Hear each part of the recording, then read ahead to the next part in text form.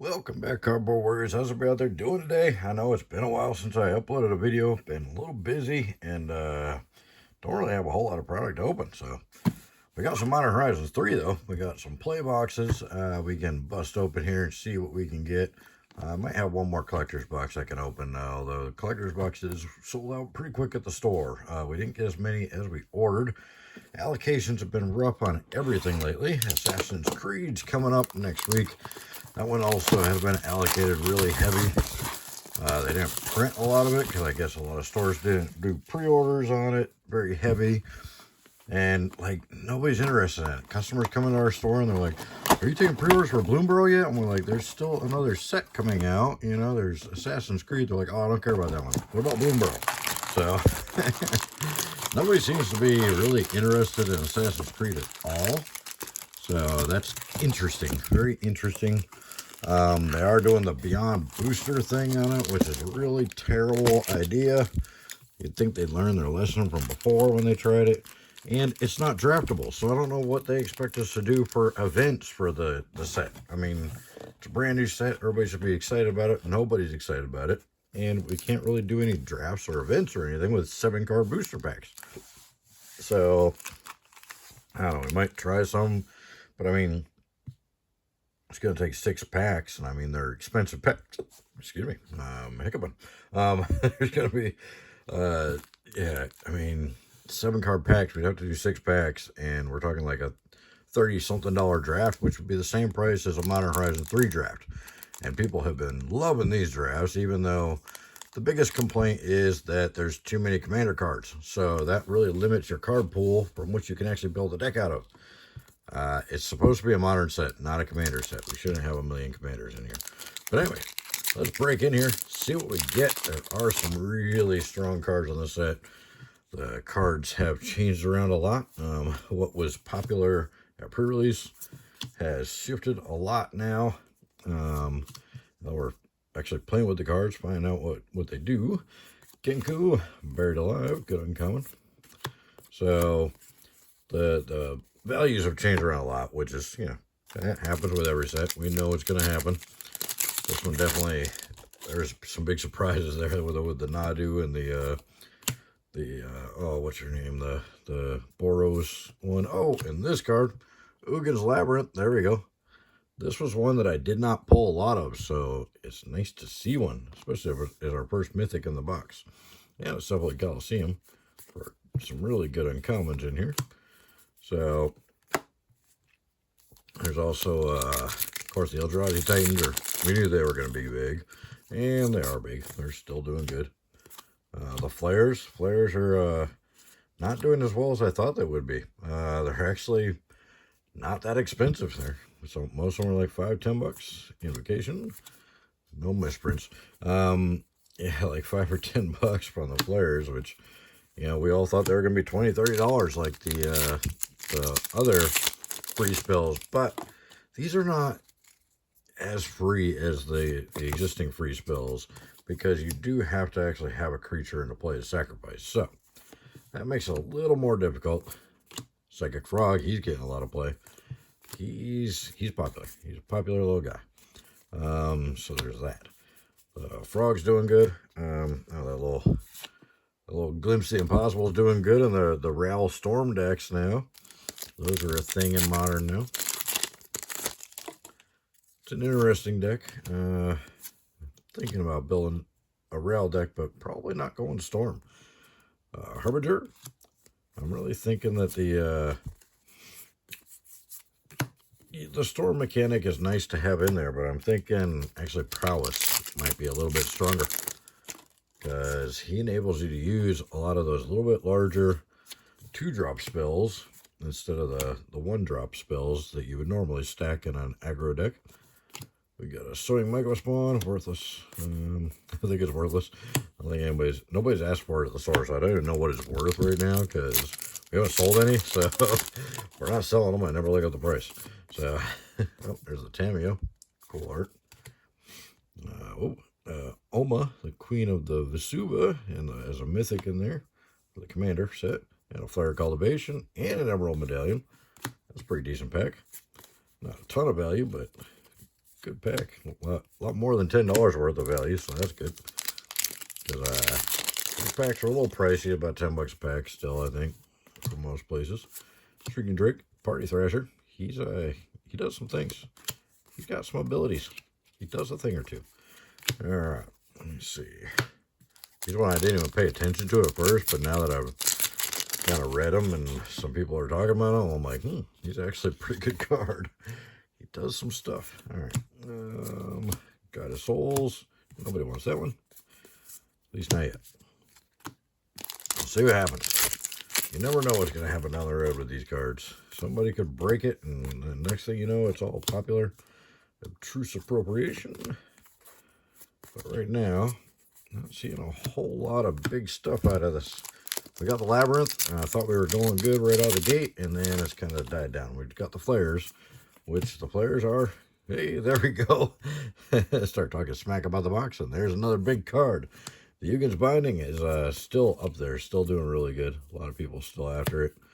I don't even know. We might be sold out of the store. I might have like 1 or 2 left because we've actually gotten some extras in. But yeah, they went pretty quick at the beginning. Schillingar and Sylvan Safekeeper. And one of the modal land cards. Alright.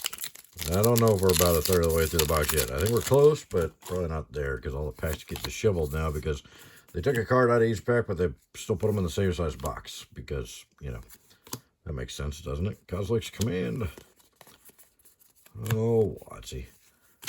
So, both WotC and Star Wars Unlimited are releasing sets on July 5th. July 5th is the pre-release. Oh, signed art card. Big deal. Big deal. It's a pre-release for Star Wars Unlimited set 2. Power Balance. Nesting Ground is pretty good. And it's also the release of Assassin's Creed for Magic. I can't believe both of these companies aren't bright enough to figure out, hey, we probably shouldn't release products on the day after a major American holiday. Oh, look at this pack. Whoa. Kali of the Vast foil full art, mythic, and an Emrakul, the World Anew, right behind it. That's a pretty decent pack. Gotta tell you. The Emrakul being the big one, obviously. Kalia is not worth much at all anymore because they keep reprinting art all the time.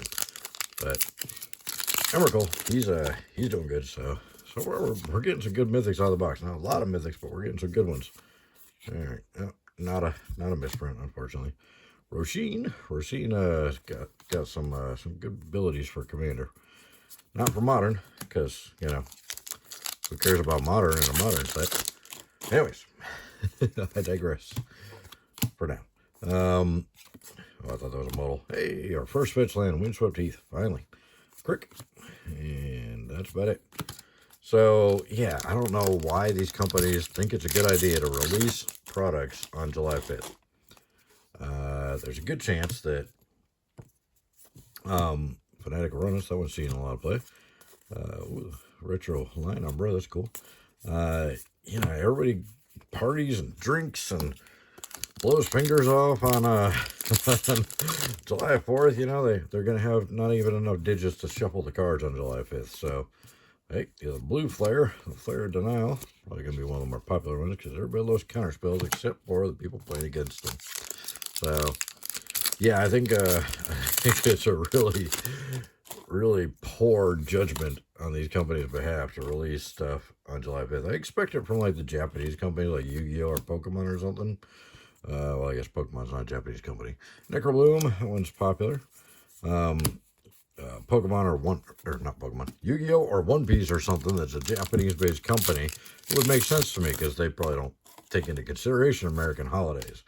But the American companies, hello, Detectives Phoenix and Urza's Incubator, which used to be worth a lot of money until they reprinted it 3 times in 1 year.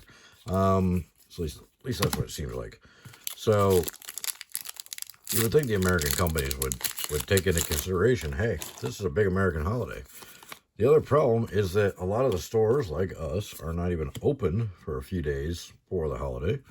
What is the Reliquary? And the Black Flare, the Flare Mouse. I think we got all the flares now.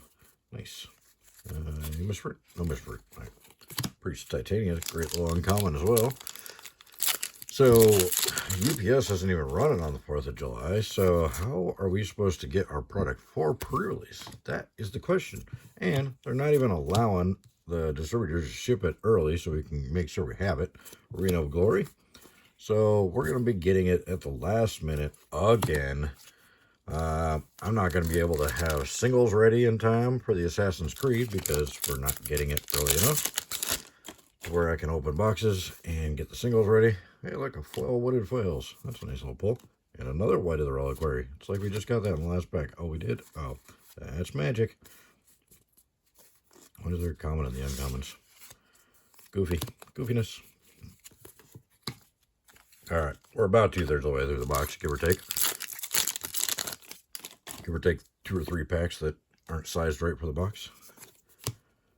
Devourer of Destiny and Estridge Invocation for 2 very not memorable cards in that pack. So what do you guys think? You think that's really dumb to release stuff on July 5th? I think it is. I'm going to go with dum dum dum dum dum. Hey, another Wooded Foils. Okay. That's better for picking up on the fetch lands a little bit.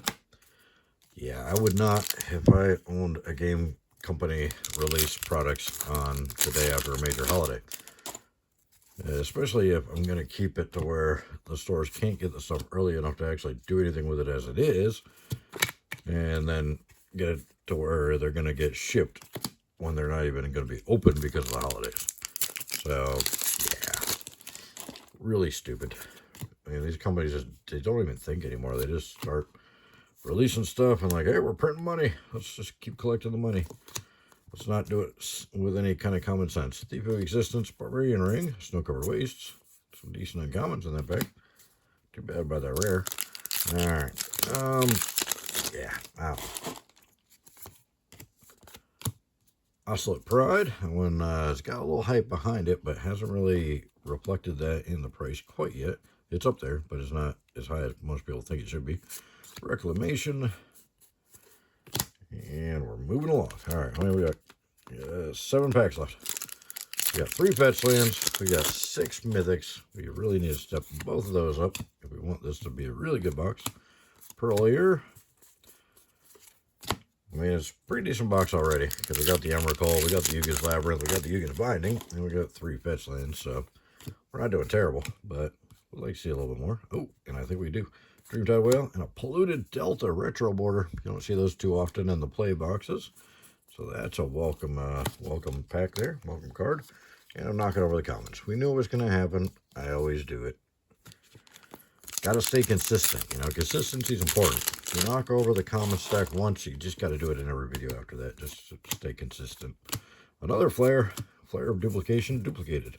Pretty sure we already got that one. So, we're duplicating the duplications of the duplications. Alrighty. And Eldrazi Linebreaker. And there we go. Brea, another mythic. 2-edged commander card. What is this, a modern set? Makes perfect sense. So we got some 8 commander cards. Doesn't it? Yeah, because everybody's going to play a 4-color card in modern that doesn't say Omnath on it. All right, Fanatic Ronos token. That's interesting. And we got the Warren Soul Trader. He's seeing a lot of play, actually. He's been slowly kind of sneaking up there on people. People are starting to realize he's a lot better than his artwork would make you think he is. Because the artwork makes him look like pretty pathetic. Now this, I kind of hate this artwork. It really looks like a giant pimple on the side of her face that needs to be popped. Look at that blackhead. It just needs to be just crushed. Some of the art in this set is just awful. Anyway, 6. Hey, we got a 6. And a Jet Medallion. Pretty good pack. And Ember Mage. Put that with the commons. Alright, last pack, Jack. We got 4 fetch lands. And we got, what, 1, 2, 3, 4, 5. Still only 6 mythics. Or did I stack them out? Did I do something? Nope. 7. I just can't count. I thought we had 6 before the last one. I just can't count. Nyxborn Hydra, that card's so much fun. And we got another Goyf. He's one I haven't pulled a lot of. So that's a good mythic right at the close. Disruptor Flute. And that's about it. Alright. Not too bad a box, I don't think. We got 4 of the fetch lands. We got a Windswept Heath, foil Wooded Foothills, regular Wooded Foothills, and a retro foil Polluted Delta, which you don't see too often in the play boxes. And then we got 7, 8 mythics. 1, 2, 3, 4, 5, 6, 7, 8. And we got some big ones. Man, we pulled some fire in here. So yeah, we got the Emrakul, Uggin's Binding, Uggin's Labyrinth, the Nethergoyf, the Oslet Pride, and some commander cards. So there you go. Not too bad a box, if I do say so myself. Let me know what you guys say in the comments below. Somebody squeeze this girl's face. It's getting annoying. Ugh, it's gross. Anyway,